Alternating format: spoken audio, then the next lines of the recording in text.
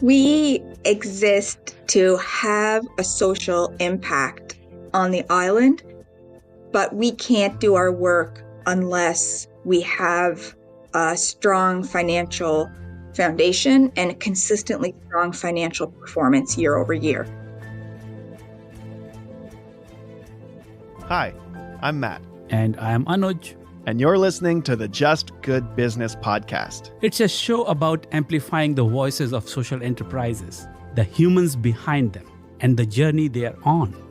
Join us as we learn from Nova Scotia's social enterprises, hearing what inspired them to take the unusual path for doing social good, creating prosperity beyond profit. Let's explore Nova Scotia's world of social entrepreneurship together. Who knows? You may be closer to running your own social enterprise than you think. New Dawn is a family of social enterprises based in Cape Breton, creating social impact each and every day, and a significant employer in the region. In this episode, we'll be learning with you as we chat with Erika Shea. Erika is the CEO and president of New Dawn. She's been involved with New Dawn since moving to Cape Breton 15 years ago. She's a mom. She's a rock star. Let's dive right in. Erika, thank you so much for joining us here today. Can't wait to launch right into it. Could you please tell us a little bit about the New Dawn origin story, as you were? What's the Avengers story for New Dawn? Thanks, Matt. I'm ecstatic to be here. Looking forward to the conversation today. The New Dawn origin story. So New Dawn is almost 50 years old.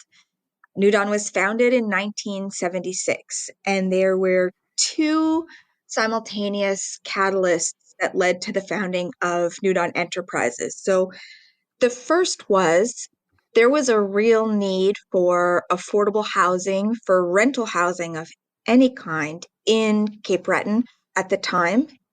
And there were no organizations who had the capacity to receive funding and financing from the federal government, from CMHC, and spearhead that housing development.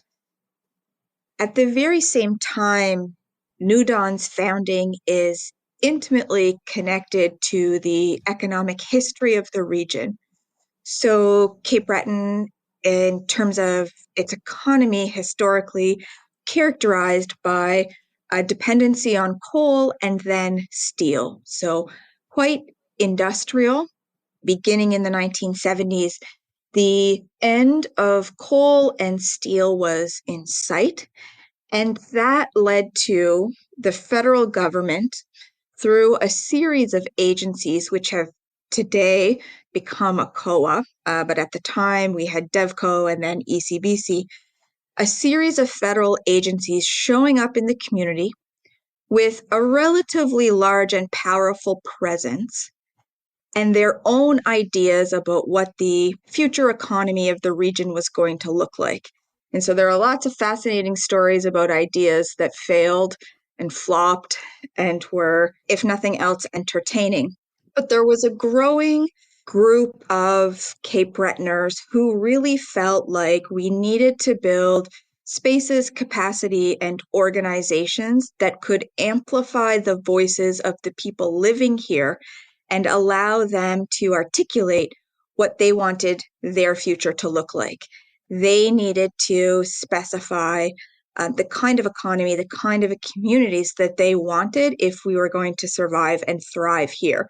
And so those two threads came together in 1976 and led to the founding of New Dawn Enterprises. And so really in its early days, the work was around building, acquisition, renovations, construction, very physical development. And that's certainly stayed with us over the years and is a large part of our identity today.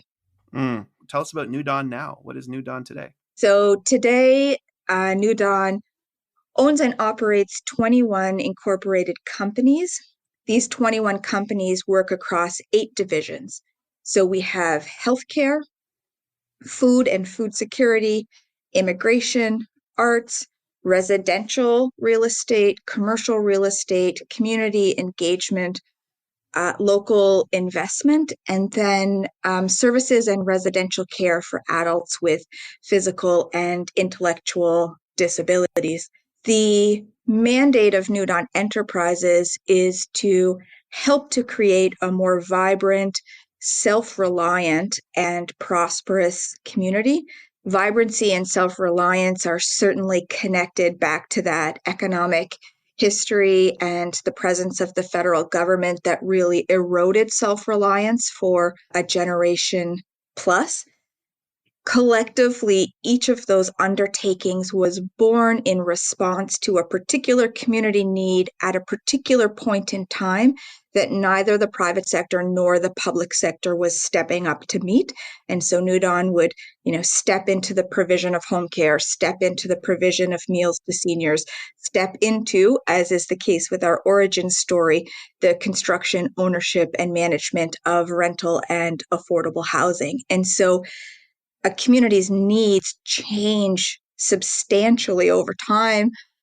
And so consequently, our organization has to change. We've got to adapt. And so today, the arts and immigration are wonderful examples of big changes that we've made in the last 5 years in response to how our community is changing. I love that so much. How did you get started within the organization? I'm going to assume that you haven't been the only president, CEO, and leader of New Dawn Enterprises for the last 50 plus years. So tell us about yourself, how you got started with the organization. Accurate assumption. I've lived in many places in Canada. I've lived out west in Halifax, Ottawa, Southern Ontario. And when I was studying in Halifax at St. Mary's University, my roommate and I rented a car and took a road trip to Cape Breton. I'd never been here before, but as soon as I crossed the causeway, I knew instantly that I was home. And so I joked at the time and said, I need to find a Cape Bretoner to marry now because I have to change the course of my life and head for Cape Breton. I did find a Cape Bretoner to marry. He's very lovely. So being from Cape Breton is not his only good quality. Lots of other good qualities. I had studied political science in Halifax and in Ottawa, and we came to Cape Breton on a whim and assumed we'd find our way. So I was volunteering with a local organization to do some research and reporting on food bank usage on the island. And through that wonderful group, got connected with New Dawn. I started in communications with New Dawn back in 2012 and have had the, remarkable privilege to be part of so many new and evolving projects over the last 10 years and to get really well acquainted, to get my hands dirty in all of the different sectors that we work in, the divisions and managers and aspirations. I love a good origin story. Thanks for that. Appreciate that, Erika. Let's kind of pivot to talk about some numbers. Give us a sense of what kind of revenue are we talking about? What kind of investments were you able to make, and how did you generate those investments? Give us some sense of the business side. So our annual operating budget runs at about $8 million a year. We employ, in any given year, we'll employ between 100 and 150 staff. The majority of those are our frontline healthcare workers in our home care and residential care companies. We have, over our lifespan, we've acquired about $35 million in physical assets. And we, for a period of time, for about 10 years, participated in Nova Scotia's Community Economic Development Investment Fund. And so over that decade, we raised $13 million from local community investors who wanted their investments to go to local companies and organizations.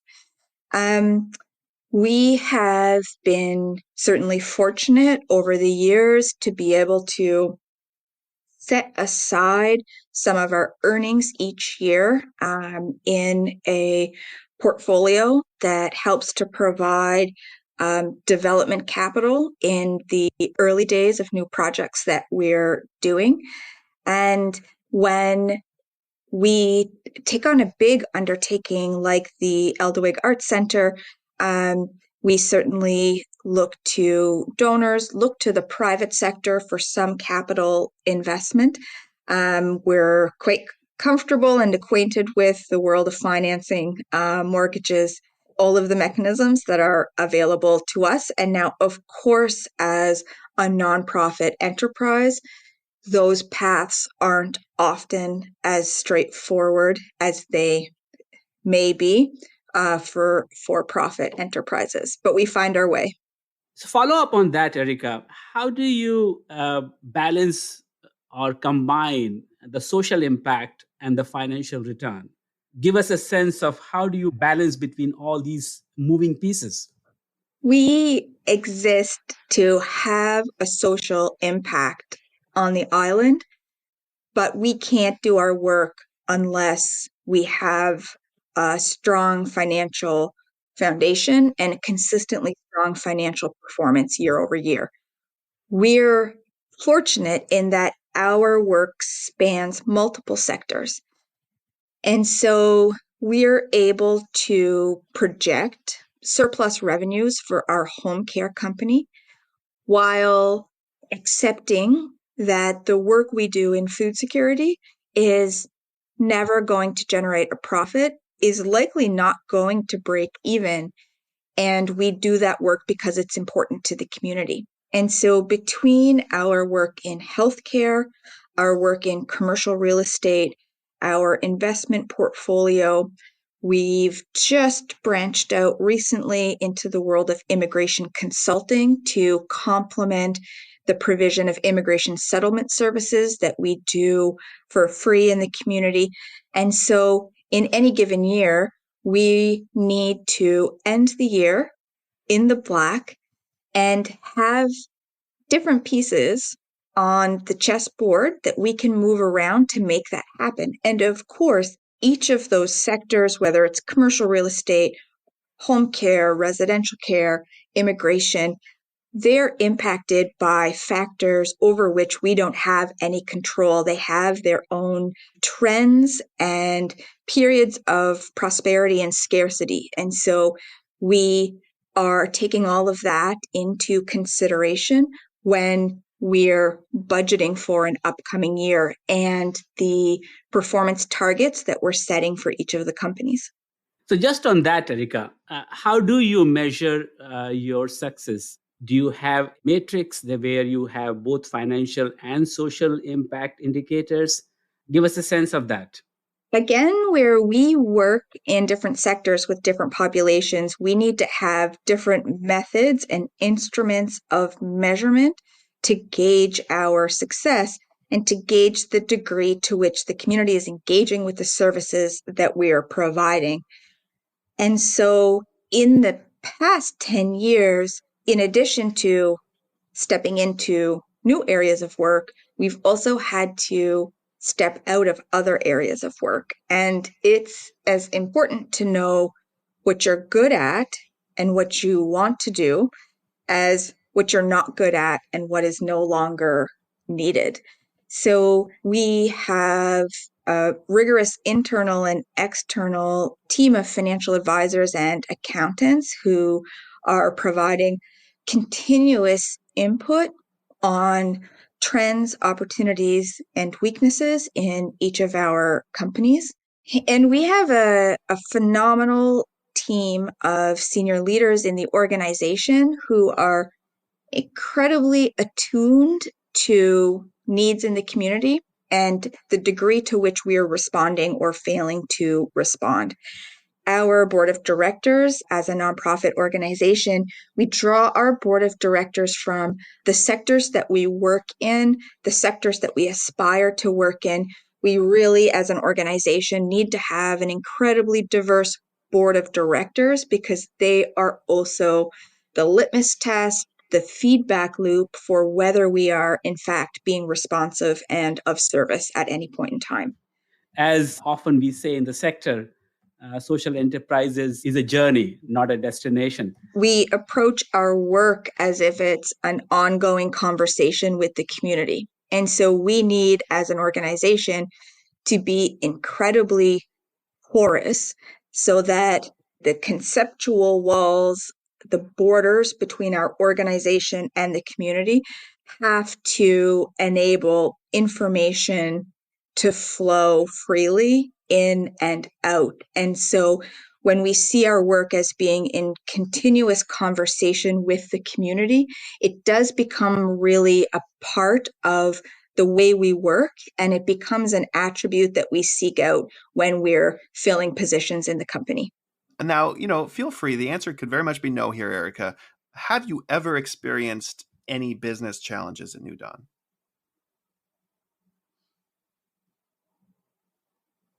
Yes. Yes.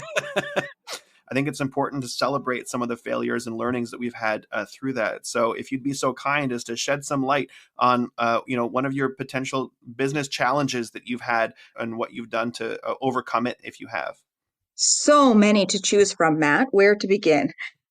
For us as an organization, maintaining our financial independence is part of what drives us to want to and need to generate our own revenues and not rely on any level of government for operating support. And so every single day, we need to generate revenues to provide largely social services that governments are not funding or not funding well or not funding sufficiently in our community. And so we're just constantly trying to balance, how do you do that while, paying a living wage, while creating a really positive, open, innovative workplace culture. So the challenges are infinite, but even the challenges feel like an incredible privilege. Like, I love having these challenges. There have been many companies over the years that New Dawn has tried, and the companies have not succeeded. The companies have failed. So there's two in particular that we love to talk about, we love to laugh about. And so those are, we started a salmon sausage factory, and we also, a bit before our time, started and then closed a cloth diaper delivery service.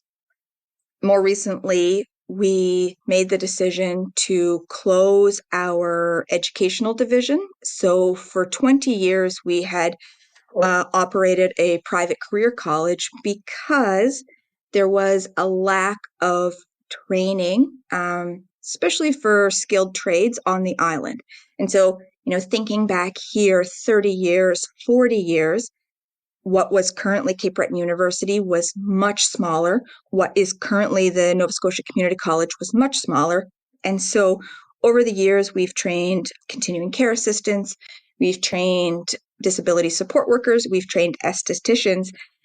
The last series of diplomas that we issued were around welding. And this was a company, interestingly, that generated a lot of revenue for New Dawn. Our work in education, continuously providing the larger enterprise with a surplus, but it became increasingly difficult philosophically to be training young people to leave the island and go work in Northern Alberta. And so we really wrestled with closing the company, taking the financial hit to be able to better live our values.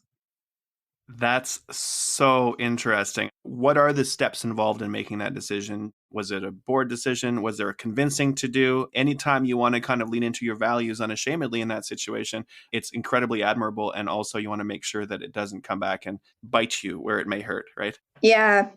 Our board of directors are an incredibly committed and skilled group of volunteers from the community, and their role in the organization is most often to tell us where our ship should be going, to think about where do we need to be in 5 years, where do we need to be in 10 years, how is the community changing, Are we equipped, and is there evidence that we are adapting to those changing community needs? Where we have a large number of employees, vice president, directors, senior managers, junior managers, and where our staff are so closely, like we're on the front line. We are in and with and talking to the community every day.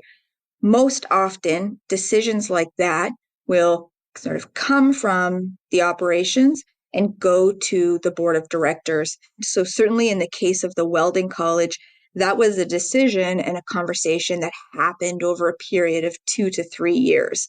We wanted to make sure, in addition, that if we were going to exit, that the transition was smooth for our past graduates and for prospective students, that they knew where they could continue to get that training in the community if New Dawn wasn't going to be providing it. So a lot of consideration into the implications for the community. In terms of the financial implications for the organization, that was an instance wherein we had to trust to some extent that as the local economy was changing, and it's really changed in the last 6 to 7 years, we would find a series of smaller opportunities to offset that financial loss. So that financial loss for us was about $250,000 a year. And so we were clear that we didn't expect to find an identical replacement for that $250,000 a year. But if we could make a series of changes in some of our other existing companies, and we could find a few new opportunities, collectively, they would be able to offset that annual loss. If I were to ask you, what is your relationship with the state, with different levels of government, especially around grants and capital investment, and what kind of message you would have for the policymakers of what do we need to do to encourage more and more social enterprises in our province? That's not a fair question. You can't ask that. New Dawn has always had and continues to have a cautious relationship with different levels of government for a number of reasons. One, governments are always changing, government priorities are always changing, and we don't want to live at the whim of any one government or political party or sort of era of policy making. Two, in Cape Breton, that relationship between the community and the government, at times, it has been very harmful. And so that contributes to our desire to really maintain some distance between ourselves and government. One of the challenges for many organizations, nonprofit, social enterprises, organizations that are tied to their community and they want to have a positive impact on their community. I think one of the consistent challenges that they experience is that priorities are set at the provincial or federal government level. So the provincial or federal government will say food security is a priority. It's a small priority. Food security for seniors is especially a priority. And food security for seniors that is resolved through community gardens is the top priority in 2024. Well, that's not our experience on the ground. Perhaps what we see in our community is a need among school-aged children for a sustained school lunch program. Governments are making decisions that communities and community organizations should be making. And so I think if I had a piece of advice for policymakers at local, provincial, and federal governments, it would be that communities and community organizations know themselves best. They know the nuances of their assets, their challenges, their opportunities, and your job is to get under them. And getting under them requires that you trust their knowledge, you trust their expertise. There is going to be failures, but there's going to be far more successes. Government should fund and communities should decide. how do you manage to remain relatively independent in this your decision making? What's the level of revenue you generate through business activities, and how much you may be relying on other kinds of monies? So we generate 85% of our own revenue. So Wow. we generate 85% of our $8 million operating budget every year. The 15% that we don't generate through the sale of goods and services is revenues that come in as fee-for-service contracts with the provincial government. And so there's two in particular: the provision of immigration settlement services, which is a provincial priority that we're happy to deliver on behalf of the province in the local community, and the same of residential care for adults with physical and intellectual disabilities. It's a provincial priority and a provincial responsibility, and we are very happy to be the service delivery agent for that. Now, from time to time, we certainly take advantage of capital funding from provincial and federal governments. So the Art Center, for example, we're just embarking on the construction of a 25,000 square foot youth center in the community of Glace Bay. And so in the case of the youth center and in the case of the art center, we spent years talking and working with the community to identify gaps and priorities. So back in 2012, we ran community consultations for 3 years, 2012 to 2015, and artists in the community were telling us again and again and again, there is no affordable studio space for us to hone our craft and make a sustainable living off our art. And so we, once we'd identified that community priority, then went to different levels of government and said, is there an extent to which you would be interested in participating in this? Capital funding doesn't come with the constraints or strings that operating funding can come with. And our ability to maintain our independence and work with government when the opportunities are appropriate for us requires that everything we deliver is just rife with excellence. Our ability to go back when it suits us is a reflection of our reputation over the last 50 years to provide what the community needs. We can't help but draw this contrast between how you see a social problem, be it housing, be it long-term care, be it immigration services, and instead of delivering it through a non-profit mode, you turn this into a business and still create that social impact while generating profits or revenue to sustain its activity. Amazing. What advice would you give, or would you have for other social enterprises or enterprises who want to become more and more socially oriented intentionally? It's been really important for us at the outset of any new undertaking to be really clear about whether it is a public good that should be offered for free or at the lowest possible cost indefinitely, or whether it has surplus revenue generating potential, and that is ethically okay. So, for example, we serve 20,000 meals a year to seniors in our community who otherwise couldn't afford to procure hot, nutritious meals on a regular basis. So we operate our own commercial kitchen, and we have an incredible army of 80 volunteers who deliver meals 365 days a year all across the CBRM.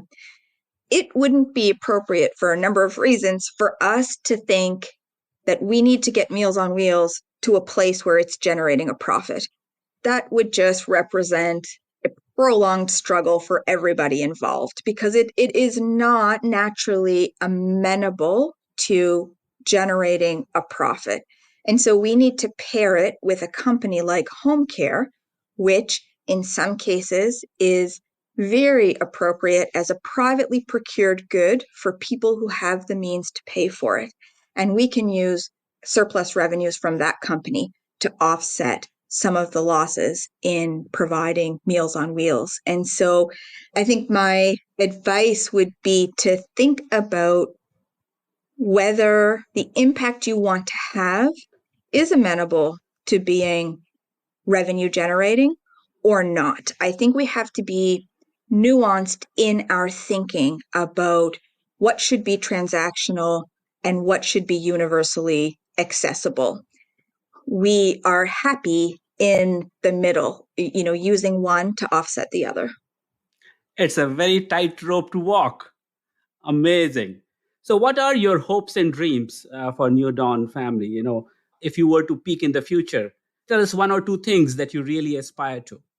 We really aspire to confirm that a different economic model is possible, that it is possible to have a social mandate and be financially sustainable in the long term. A not-for-profit social enterprise can operate with rigor and competitiveness and cutting-edge innovation while dedicating its entire existence to the betterment of the community. We are most excited about continuing to say you can meet community needs with a rigorous and innovative model wherein government is a partner, but the community is leading. This is such music to the ear. We want to say more power to you. As an organization that believes in prosperity beyond profit at Just Good Business, I think that you've been able to really resoundingly prove that point throughout, and also identify different ways to be able to create social impact within your community. Erika, can you tell us if New Dawn has created any changes, policies, any kind of impact measurement associated to focusing on climate change within the Cape Breton region? That is a great question, Matt. It's been interesting to watch the way in which climate change conversations and responsibility conversations around resilience and mitigation have slowly and yet comprehensively infused discussions at the board level and at the senior management level and at the frontline staff level. We didn't say to ourselves 6 years ago, we need to eliminate or substantially decrease our environmental footprint by 2026. However, that's where we're headed.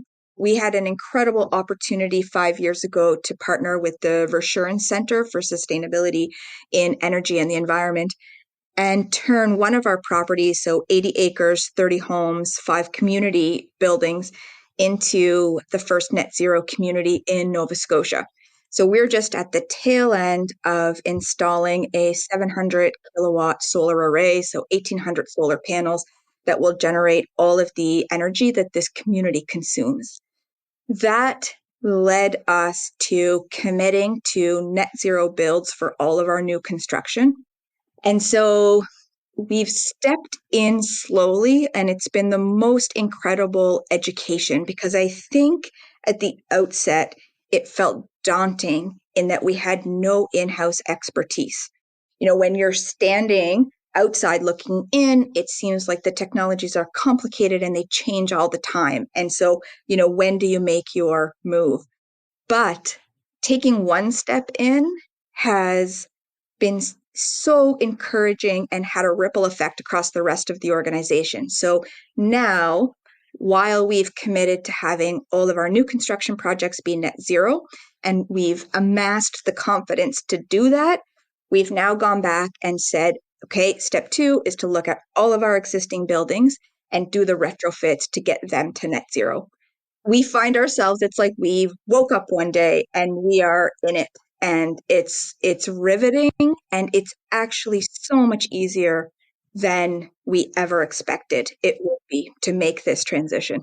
Huge amount of applause as Anuj is providing you here for having that impact, and also for being able to inspire those around us. It's something that we're trying to do with this podcast, to be able to showcase these inspiring stories of organizations that are putting prosperity beyond profit, as you've so eloquently described New Dawn doing today. So I guess in closing, I would give you an opportunity to say, Is there anything that you're looking to sell, to build, to, final words, books that you've read, any kind of advice that you would give in closing? You get the final minute to close us out here, Erika, because I feel like we can all learn from you. I think the best book I've read in the last 5 years, and I say that with 2 small children and 3 cats and a yard full of chickens, so not a lot of time for reading. I read a phenomenal book called Leadership and the Art of Growing Up, which was written by a gentleman called Jerry Colonna. And so he has long been a coach for executive leaders in the US, and he comes to that work from a deeply Buddhist tradition. And I think a lot of the observations and advice he gives are so relevant to the moment in time in which we find ourselves, and the need for us all to manage our own egos and remember that we're all in this together. We're all one. Change is needed in corporate culture, and he provides some great insights into the ways in which it can change. I think in terms of a final word, I will say that for me and for so many of the deeply committed and brilliant people who make up New Dawn Enterprises, it really doesn't get better than this. To be challenged every day to be the very, very best in your industry, and know that all of your efforts go towards making your community a better place. I graduated university and had no idea what I was going to do with the rest of my life. And of all the things I dreamt about, I never dreamt about anything this good. So thank you. This has been so lovely, and I can't wait to listen to the entire series. Thank you, Erika. It's inspiring. It is thought-provoking. It is challenging. As somebody who has been engaged in this field of social enterprises for the last 35 years, you always learn more, and this last 30 minutes have been just wonderful. Kudos to you and your lovely, magnificent, impressive team. Thank you to the listeners. Please follow us on social media, Just Good Business. And Erika, I think we need to really ask this question on how do we create more new dawns and raise our aspirations and the bar in each of the communities. And as you said, Nova Scotia is the place, we believe. Thank you so much. To learn more about New Dawn, check out newdawn.ca. In the final segment, Erika mentioned a book that is near and dear to my heart. Its full title is Reboot, Leadership and the Art of Growing Up by Jerry Colonna. Special shout out to team and culture builder extraordinaire Katie Brinston from New Brunswick for putting this book on my radar. In the book, Jerry says, the way to guide is to ask, not tell. And we look forward to being your guides as we continue exploring the world of social enterprises in Nova Scotia. If you liked what you heard today, subscribe and tune in for more. I'm Matt. And I am Anuj. And this has been the Just Good Business Podcast.